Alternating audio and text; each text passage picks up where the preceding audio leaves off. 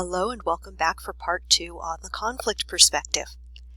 So the thing to start with, the thing that usually causes people the most challenge is that they see conflict, they see the word, and they immediately want to focus on an interpersonal conflict, in this case with your videos, between two characters. But conflict perspective is a macro theory, so it's really looking at issues between larger groups or between institutions, and concerns about power and resources and how those are unequally distributed. So within your videos, we're not looking at, Bob and Fred got into conflict because, and now they're mad at each other. We wanted to step back and take a broader view, and conflict perspective is pretty important to us because the modern theories that we're going to be looking at, feminism and gender and queer theory, all derived or have a common ancestor in conflict theory. So let's work on this one. And I apologize if one of my little canines, I don't want to say the word so that she might understand it, decides to come and participate in the video. This is always a possibility when you live with little hairy creatures. So, from the conflict perspective, social behavior is best understood in terms of tension between groups over power and the allocation of resources. Those resources can be anything that is in limited supply, so everybody can't get as much of it as they would like. This can be things like housing, money, access to services, political representation, jobs, admission spaces in universities with highly competitive admissions. Okay. Oops.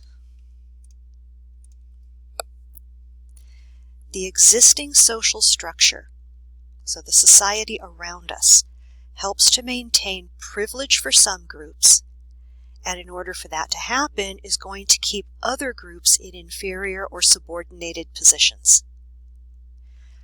In order to have a position of power, power is a comparative thing.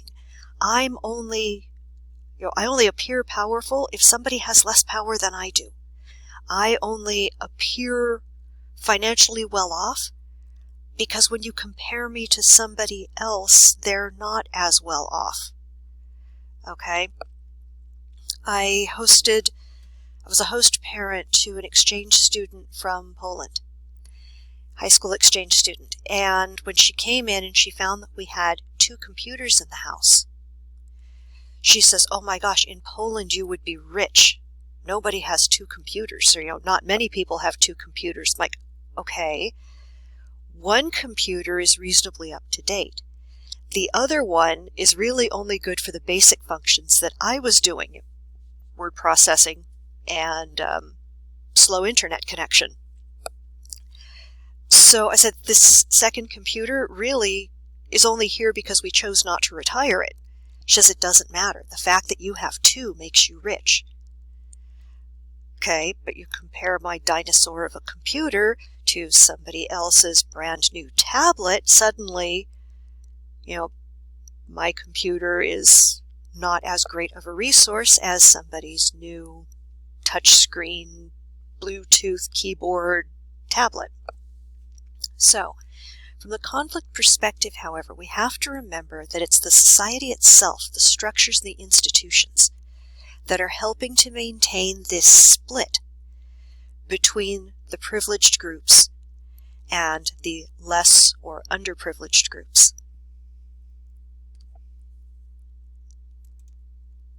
Karl Marx is the big name in conflict theory. He was a German sociologist and economist.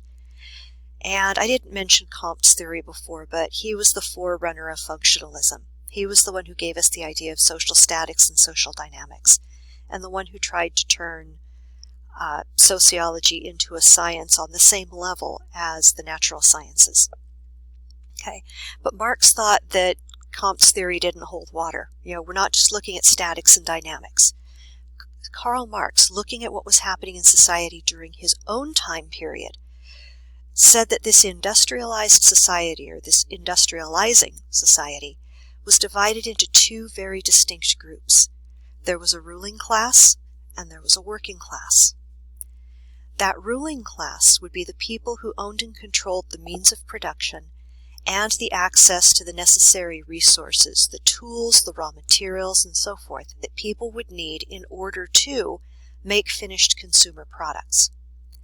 Now, if we move that forward into today, our ruling class is not all factory owners, but they are the ones who control the greatest access to resources, and they enjoy the highest levels of privilege in society.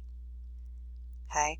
It's not just our 1%ers. We can come down a couple levels here and still have essentially a ruling class. The working class, in contrast, were the people who own only their own capacity to transform those raw materials into finished products. But they can't even do that unless they can gain access to the resources that the ruling class owns. Excuse me. So for us, the working class is going to be the larger number of the members of society who don't have access, who can't control as many resources as our more advantaged groups can. The working class is going to be most of us.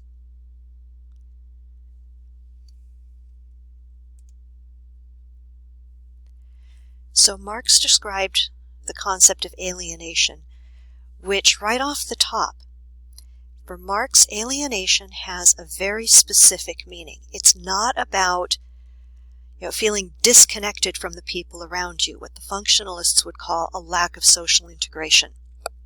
Keep in mind that Marx is really looking at what's happening with changes in society due to industrialization and the rise of factories.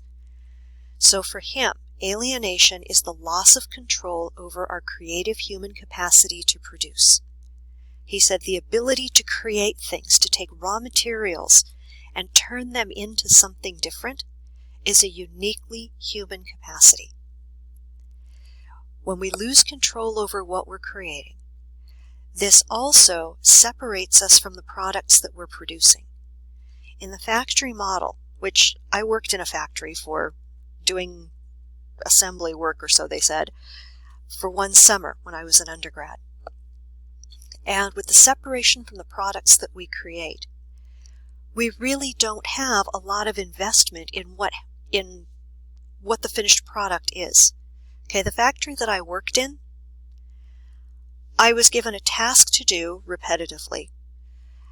And as I'm doing this task, I have no idea what this thing is that I'm holding in my hand, that I'm wrapping tape around. I don't, the idea that two wires need to stick off of it so that they can be connected to something else doesn't hold a lot of meaning because I don't know what they're being connected to. In fact, I don't even know what it is we're making that's leaving the factory. And I started asking questions. I was so detached from the product that when they finally told me what it was, I still didn't understand it because it wasn't something I had any direct experience with. The final piece in this puzzle of alienation is isolation from our fellow workers. We might all be sitting at the benches next to each other, only 2 feet between us, all working for 8 hours a day. But there is no communication, no contact, no relationship developed between you and the people around you. You yourself, when you work in this factory setting, are just another tool in the machine. So there aren't relationships created. There isn't that sense of, we're all working on this together. We have a shared goal. We can work together towards an outcome and take pride in what we've accomplished. There's none of that. Okay, this is what Marx is talking about when he looks at alienation. This total disconnect from our work, from our product, and from the people around us.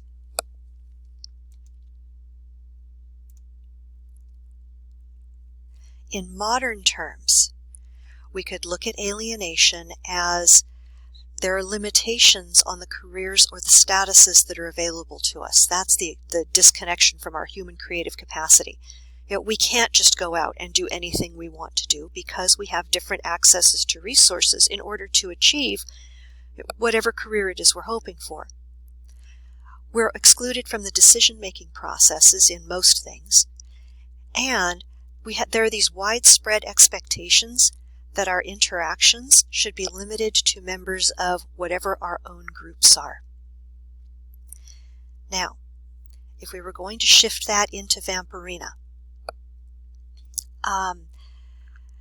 as far as the monster family having lost its creative human capacity to produce, they had opened a bed and breakfast, and they were calling it the Scare B&B.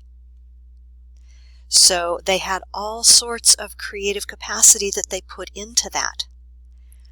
But it ended up causing a big disconnect between them and the larger community. The resources that they had to offer were not valued in the larger community. And if the resources aren't valued and the finished product isn't valued, then they're not going to be able to participate in the economic life of the community.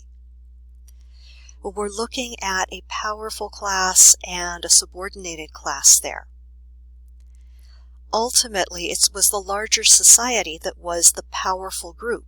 It was the powerful group that decided that what the monster family was doing was too strange to be able to fit in. In fact, it was so strange that people couldn't look, hurried past, and they were afraid of it. This puts the monster family in the subordinated group. Now, yes, it turned out it had a happy ending, but when we're looking at conflict perspective, which is now going to, in the next exercises, feed into these three modern theories, we're looking at the way that an entire group, the LGBTQ plus community, has been historically excluded from various institutions and aspects of life within the larger U.S. society.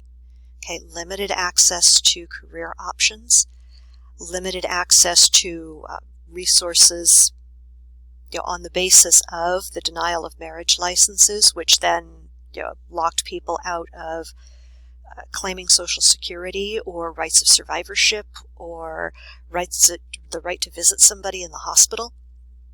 Okay, so we're looking at big conflicts here, the conflict between one group and another, the conflict between a group and the larger society. So I'm going to stop there, and I will pick up with the last one, which is going to be symbolic interactionism.